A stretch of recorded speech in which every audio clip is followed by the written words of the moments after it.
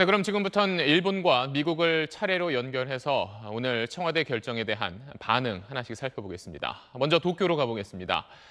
자, 성혜영 특파원, 일본에도 이 소식이 전해졌을 텐데 일본 반응은 어떤가요? 네, 상당히 당황스럽다는 반응을 보이고 있습니다. 퇴근길에 소식을 접한 아베 총리는 기자들에게 입을 닫고 곧바로 퇴근했습니다. 방위성 관계자는 일본 언론을 통해 믿을 수 없다면서 한국이 도대체 어디까지 가려고 하는 것이냐 이렇게 거친 반응을 보였습니다. 또 다른 일본 정부 고위 관계자는 미일 동맹 체제가 굳건하기 때문에 일본에는 큰 영향이 없을 것이라고 말했습니다. 하지만 오늘 오전까지만 해도 이와야 방위상, 스가 관방장관 등이 모두 기자회견을 통해 협정 연장을 강하게 기대했습니다. 그랬던 만큼 일본 정부로서는 충격도 클 것으로 보입니다. 일본 외무성이 오늘 중으로 우리 정부에 항의할 것이라는 일본 언론 보도도 나왔습니다.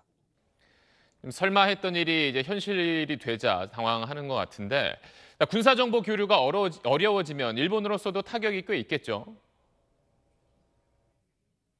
네, 일본은 그동안 미국을 축으로 한 한미일 삼각 안보 체제를 강조해왔죠. 따라서 일본 정부의 강경파들은 한국 군사정보가 오지 않아도 미국을 통해 필요한 정보를 확보할 수 있다고 자신감을 보여왔습니다.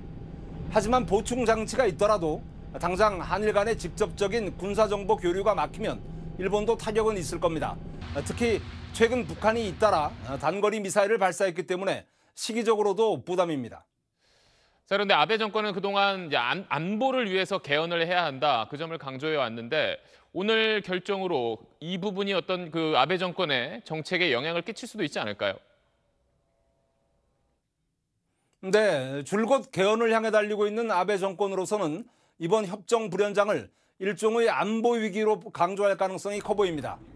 그리고 나서 이미 막강한 전력을 보유하고 있는 자위대를 헌법에 명기해 군대의 지위를 부여한다는 전략을 현실화시킬 것으로 예상이 됩니다.